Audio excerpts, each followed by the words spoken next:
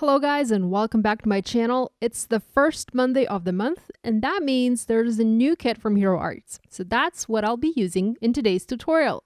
Hi everyone, I'm Yana Smakula and I'm hoping you will love this video.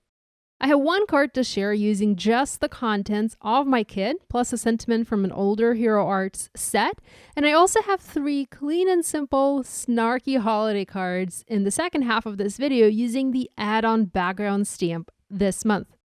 Here, I'm starting to work on my card by using the Ornaments background cling stamp from Hero Arts. This stamp is a part of the kit, and it is actually designed to help you create cute little advent calendars. There's also a clear stamp set that goes with it, and a coordinating die to decorate little windows for each of the ornaments to make that advent. But I'm not showing that in this video. Instead, I wanted to focus on how you can use this background stamp on its own without making it into an advent calendar.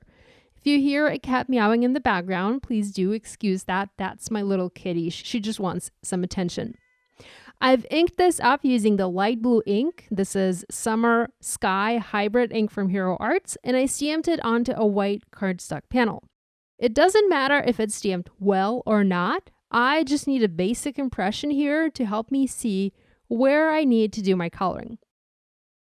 A few things to note. I'm using a stamping tool, my Mini Misty, and you will need to use this or a similar tool to recreate this card in Technique.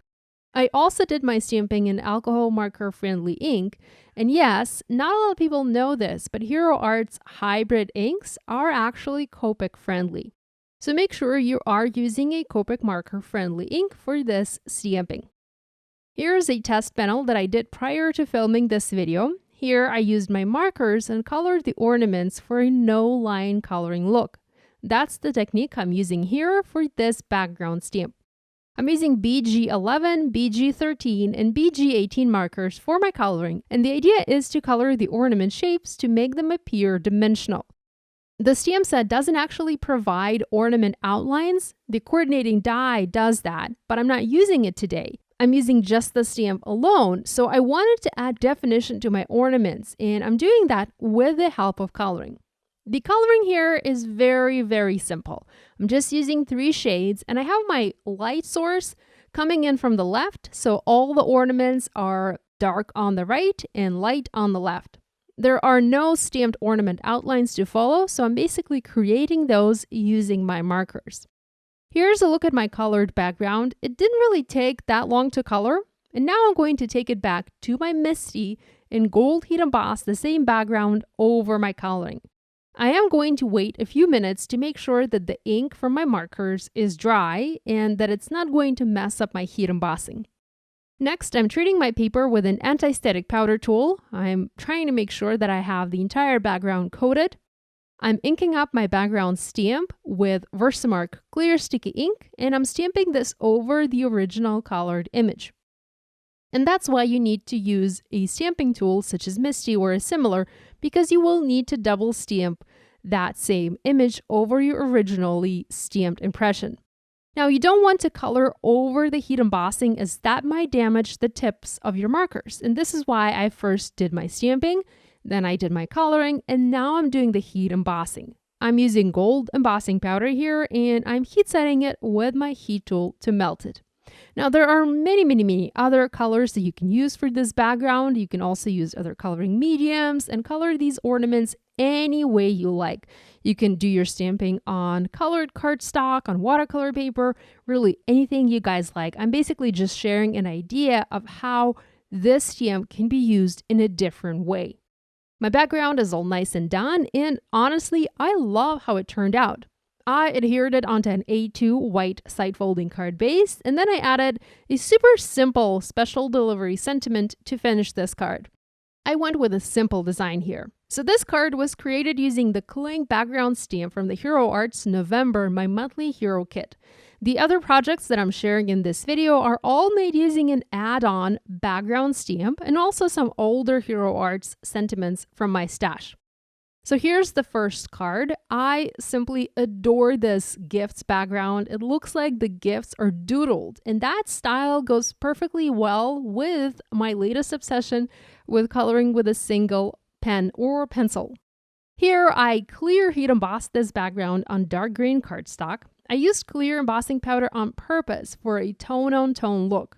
But I also experimented with other colors of embossing powder today and used white and also gold glitter powders.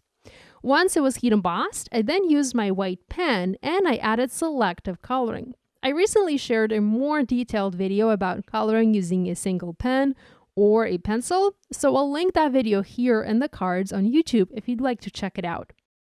For my other background, and I actually heat embossed on a bunch of different colors of paper and in various colors of embossing powder. So for my other background, I wanted to use a gold pen, but I don't actually have a gold pen. So here, I thought about a way I could make myself a gold pen. It actually ended up being more of a brush. I used my old Tonic Studios shimmer pen. This was actually an empty pen that I had saved, for just in case. And I filled it with the Hero Arts Gold Glimmer Metallic ink. The ink comes in a glass bottle with a dropper, and that makes it very easy to use it. And you can add it to a pen or another container and use this ink the way that you are comfortable with using it.